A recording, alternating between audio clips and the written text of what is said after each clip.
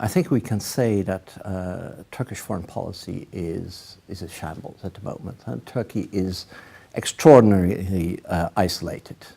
I cannot remember in over 40 years of working on Turkey, Turkey ever being so isolated internationally. And that is a result partly of wrong choices in the Middle East, you could say. Turkey interfering in the policy of neighboring countries and then opting for the wrong, or at least losing side. But it's also the effect of sacrificing foreign policy on the altar of domestic policy. We have seen over the past, I'd say 4 to 5 years especially, that Prime Minister then President Erdogan and his whole circle have continuously created the image of an enemy outside world that is bent on hurting Turkey. Turkey surrounded by enemies, in order to drum up support and to mobilize his hardcore constituency behind him.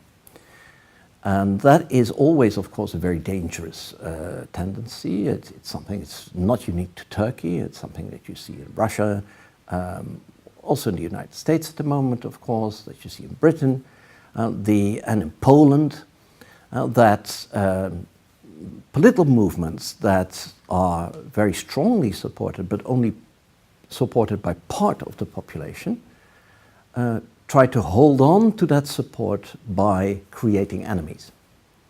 And Erdogan and his party have done so by turning the long-standing allies of Turkey, European countries, United States, Israel, into enemies.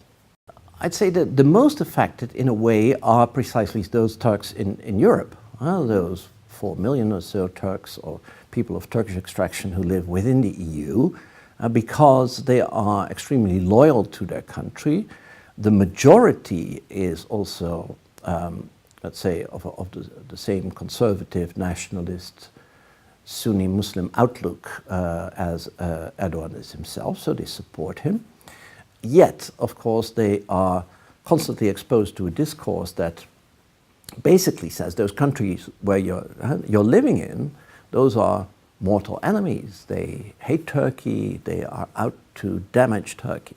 So that creates a real important problem of loyalty, psychological problem for these people, by extension also for their families. And it also creates an enormous problem for those Turks, which is also a sizable part of the Turkish population, who are foreign, internationally oriented, who have ambitions to travel, to work in Europe, to study in Europe. There is a sizable community in Turkey that increasingly feels locked up, as it were, and cut off from what they regard as their natural environment. That's similarly minded people in Europe, in the United States, all over the world really. Particularly younger people, urban people, they have a very serious problem. There is a brain drain going on. Primarily in, let's say, the social sciences, political sciences, humanities, those fields, where people feel constrained. And of course, there have been large-scale purges in Turkish academia and in the Turkish media. And that is precisely where these people tend to work. So yes, there is a brain drain going on, and it is limited primarily by the lack of opportunity abroad.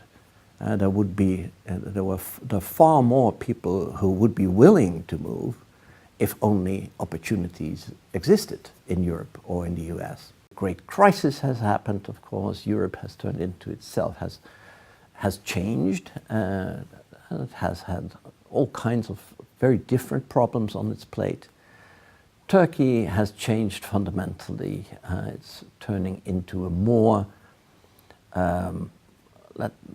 Islamic society in all kinds of ways, but also into a more authoritarian state. And it fits into Europe less and less well.